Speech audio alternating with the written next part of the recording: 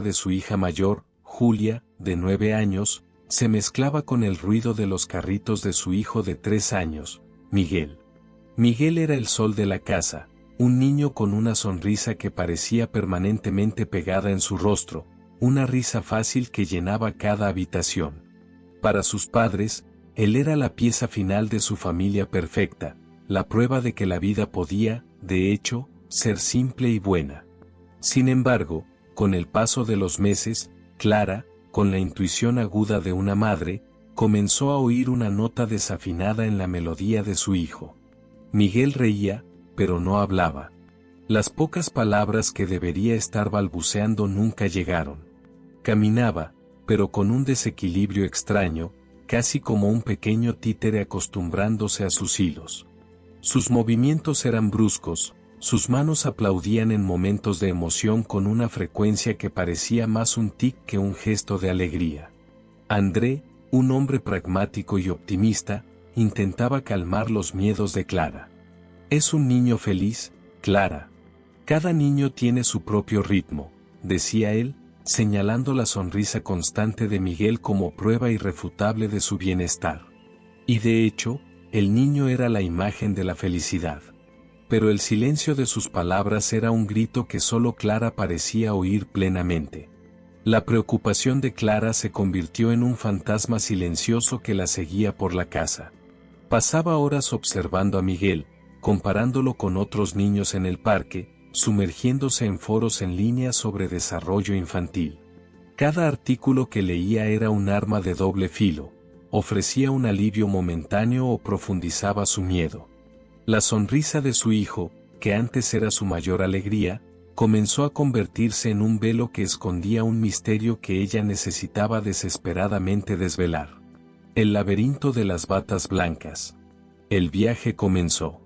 La primera visita al pediatra fue el inicio de un peregrinaje por un laberinto de batas blancas, salas estériles y opiniones contradictorias. El primer médico dijo lo que André quería oír: es solo un retraso motor. Vamos a observar. Pero los meses pasaron, y la observación no trajo progreso. La nota disonante en la melodía de Miguel se estaba volviendo más fuerte, más innegable. Fueron remitidos a un neurólogo. Se hicieron exámenes, el cerebro de Miguel fue mapeado, pero los resultados volvían normales. Tal vez sea un espectro de autismo, sugirió el médico, una palabra que quedó flotando en el aire como una sentencia. Se sumergieron en el mundo del autismo, terapias, rutinas, pero algo no encajaba. La sociabilidad de Miguel, su deseo constante de interacción y su sonrisa fácil, no correspondían al perfil clásico. Cada nuevo especialista era una nueva teoría, una nueva esperanza seguida de una nueva frustración. La vida de la familia pasó a ser dictada por horarios de terapia, terapia de lenguaje, terapia ocupacional, fisioterapia. La casa, antes un lugar de espontaneidad, se convirtió en un centro de rehabilitación. La tensión comenzó a corroer el matrimonio de Clara y André. Ella, la investigadora incansable; él, el protector de la normalidad, que se aferraba a la esperanza de que todo se resolvería. Julia, la hija mayor, también sentía el terremoto. La atención, antes dividida, ahora estaba enfocada en su hermano. Amaba a Miguel, pero comenzó a sentir un resentimiento silencioso, una añoranza de la familia que solían ser. Veía el agotamiento en sus padres, la preocupación que intentaban esconder, y se sentía como una espectadora de un drama que estaba consumiendo su propia infancia. Una palabra que redefine el mundo. Después de casi 2 años en el laberinto, una terapeuta ocupacional experimentada, al observar la combinación única de síntomas de Miguel, la risa frecuente, la falta de habla, la dificultad motora y la fascinación por el agua, sugirió que buscaran a un genetista. «Puedo estar equivocada», dijo ella, «pero las señales me recuerdan a algo específico». Fue la primera vez que alguien les dio una dirección, en lugar de una teoría vaga. El genetista era un hombre tranquilo, de hablar pausado, que escuchó la larga historia de Clara con una paciencia que no encontró en ningún otro lugar. Examinó a Miguel, observó sus movimientos, y por primera vez, alguien miró la sonrisa de su hijo no como una señal de felicidad, sino como un síntoma clínico. Recomendó un análisis de sangre específico, un mapeo cromosómico. La espera por el resultado fue la más larga de todas. Cuando llegó la llamada, convocándolos al consultorio, sabían que sus vidas estaban a punto de cambiar para siempre. El médico se sentó frente a ellos y pronunció la palabra que se convertiría en el nuevo centro de su universo: síndrome de Angelman. Un trastorno genético raro, causado por la ausencia de una pequeña parte del cromosoma 15. Explicó los síntomas, y era como si estuviera leyendo la biografía de Miguel. El retraso severo en el desarrollo, la ausencia de habla, la dificultad de equilibrio, el temperamento feliz y excitable. No había cura. Era una condición para toda la vida. La búsqueda había terminado. Ya no estaban perdidos en el laberinto. Pero la salida del laberinto era la entrada a un mundo completamente nuevo y aterrador. El duelo por una vida no vivida. El diagnóstico fue un alivio y una sentencia de muerte al mismo tiempo. El alivio de finalmente tener un nombre para el enemigo. La sentencia de muerte para todos los sueños que habían tenido para su hijo.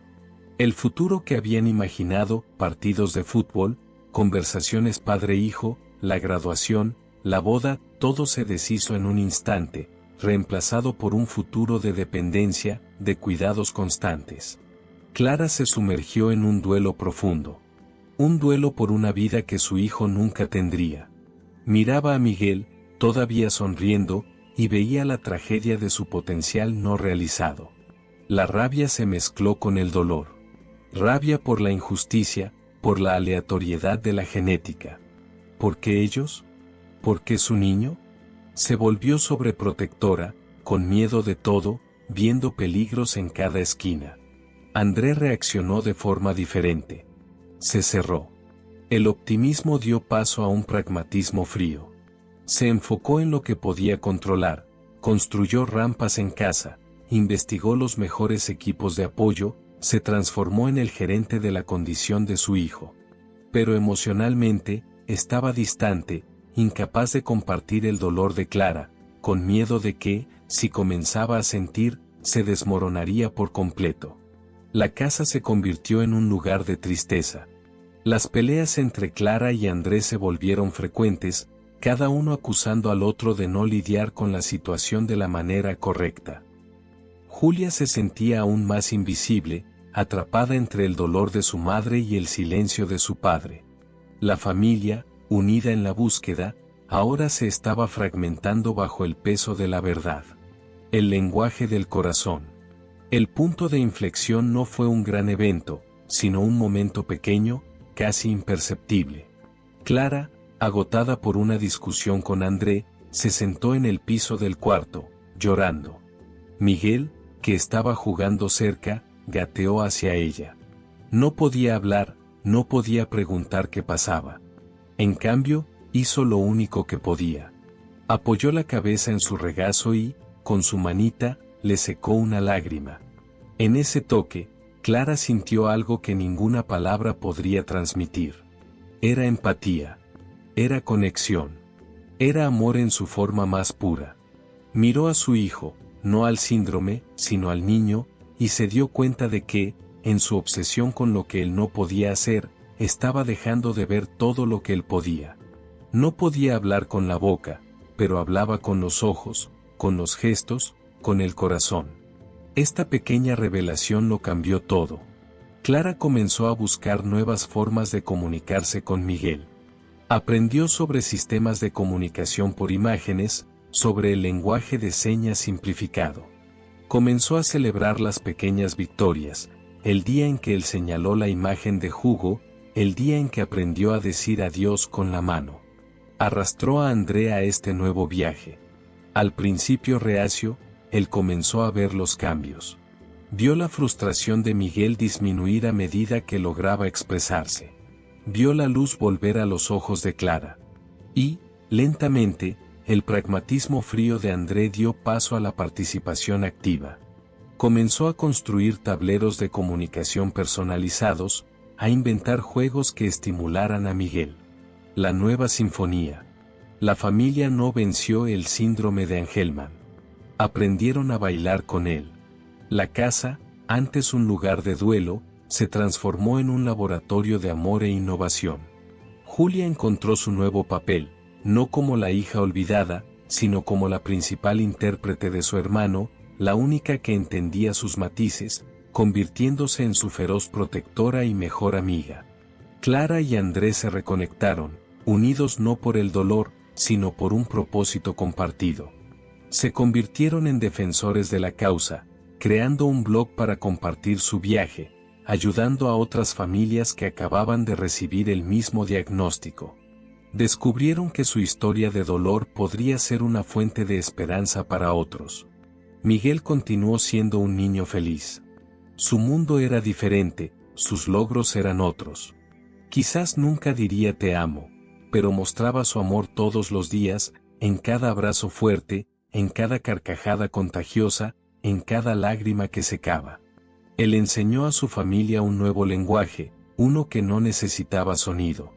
La sinfonía de la casa de los Silveira era diferente ahora. No era la melodía simple que conocieron al principio. Era una composición más compleja, con notas de desafío, de esfuerzo, de una tristeza que nunca desaparecía por completo. Pero también era rica en armonía, en resiliencia y en un amor profundo e incondicional que nunca supieron que era posible. Y en el centro de todo, estaba Miguel, el director silencioso de su nueva y hermosa canción.